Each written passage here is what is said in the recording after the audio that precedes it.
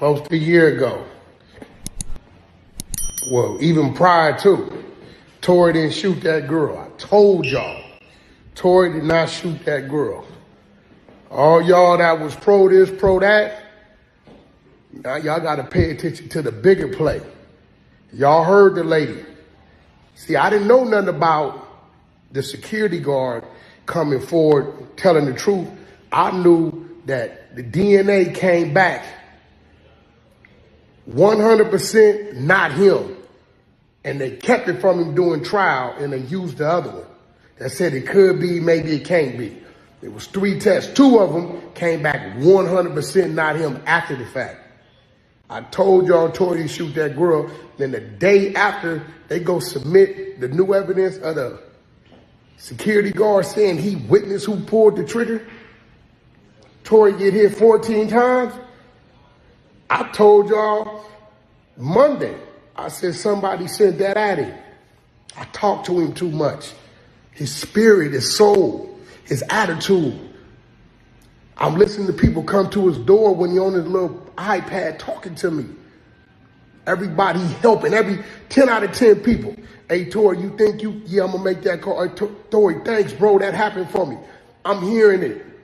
You're not gonna get me to believe he just done jumped up. He knows his appeal date is coming up. And now he tripping. He ain't side with no Crips, with no Bloods. He went in there being Tory Lanez, tending to his business, found a way to help the people on the yard that could never get no help. Nah, man, y'all got to pay this some attention.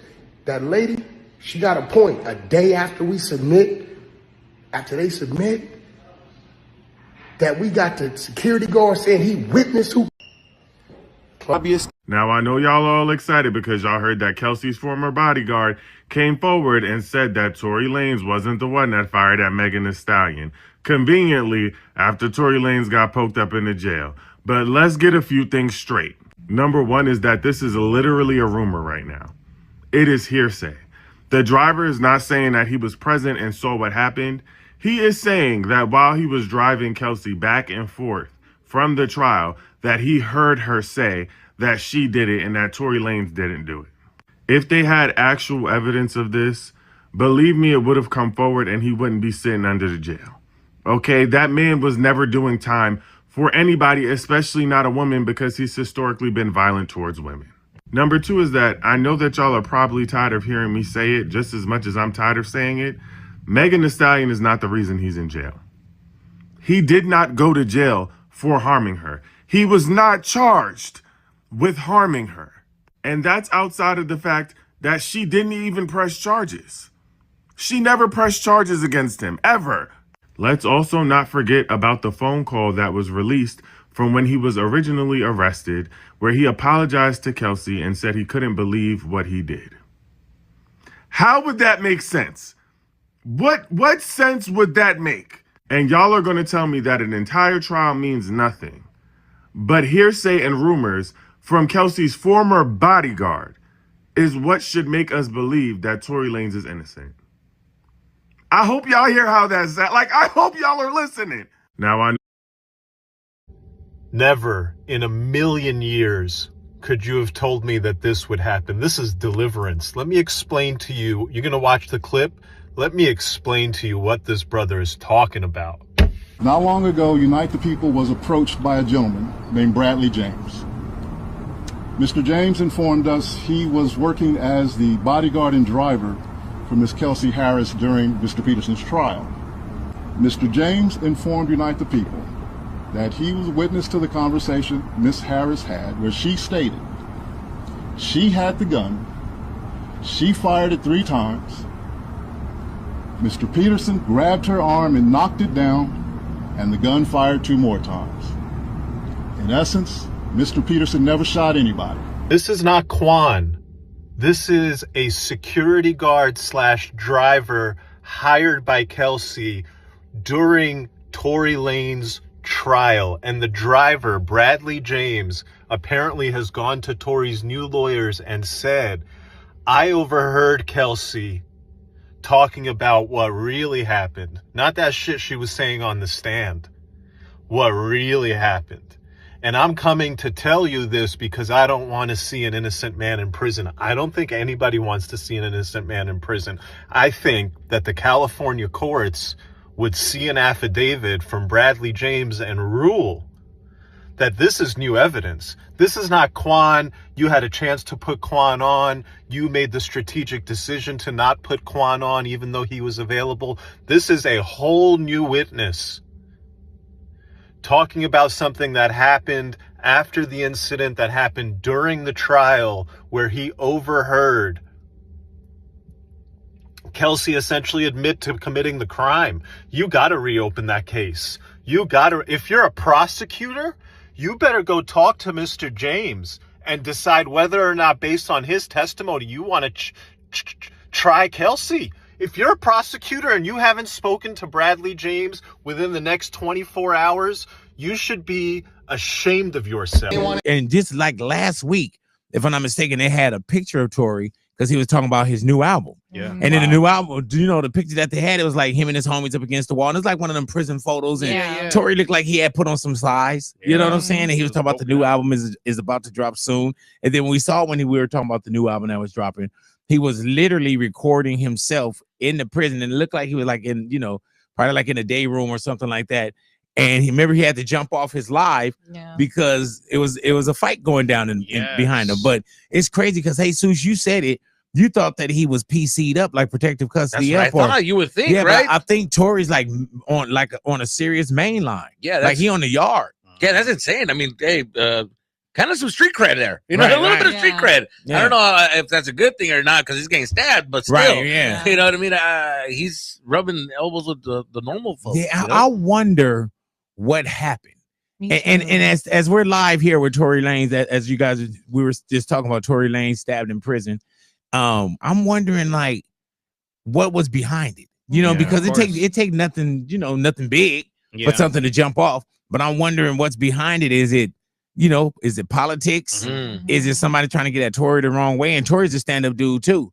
You know what I'm saying? Is it a trickle down of, and not saying anything, but somebody, taking some Megan Thee Stallion beef or whatever, or just, some bravado. That's what the comments are already saying. Somebody's like, "Oh, what goes around comes around." Oh, that was of course Magnolia. The comments gonna say that. But then we have Erica who said, "I may not like him or his behavior, but I would never want somebody to be stabbed in or hurt in any way." And it's crazy, man. Like, and I don't know whatever. I got cut. You know what I'm saying? Yeah.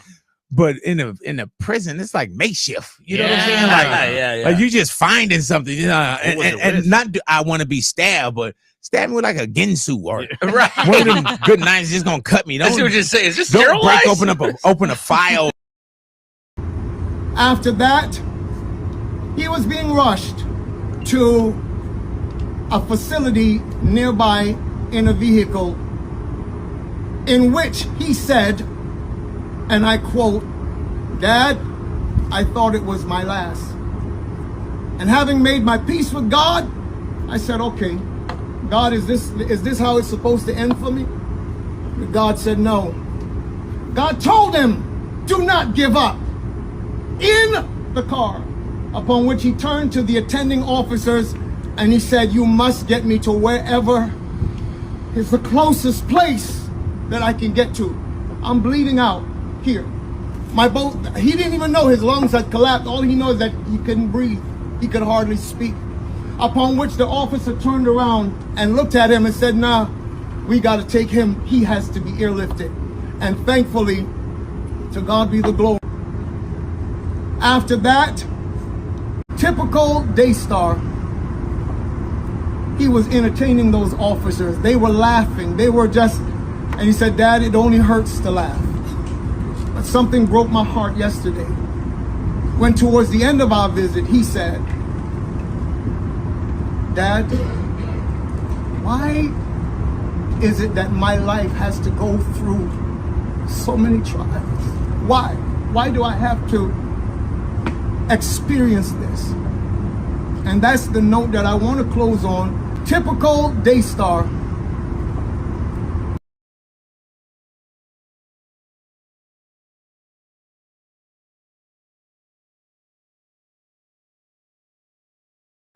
California must not be a state where justice is driven by headlines instead of evidence.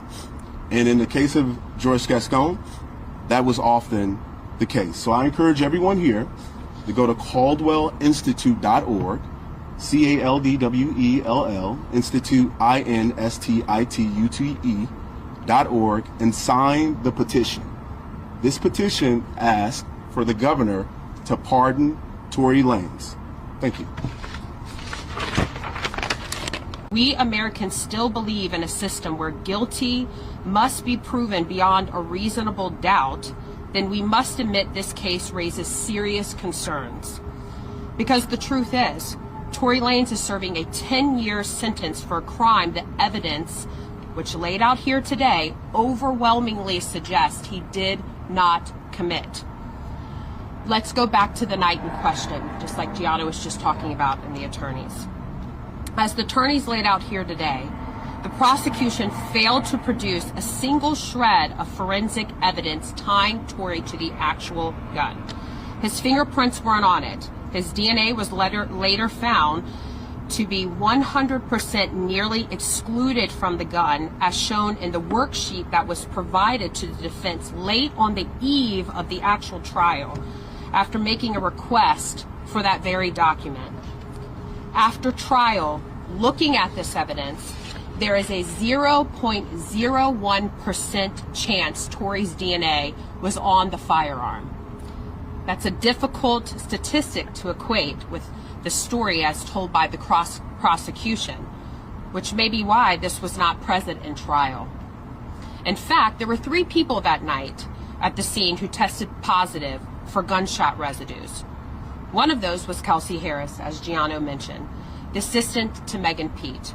According to multiple sworn testaments that you've heard today, including one from the bodyguard and driver with Harris on the 2 days of the trial, Harris admitted to firing the weapon during an emotional outburst. Tory intervened to de-escalate, not to harm.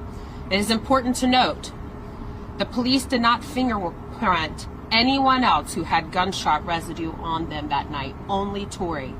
Why? Even more troubling, the investigation itself was a disaster.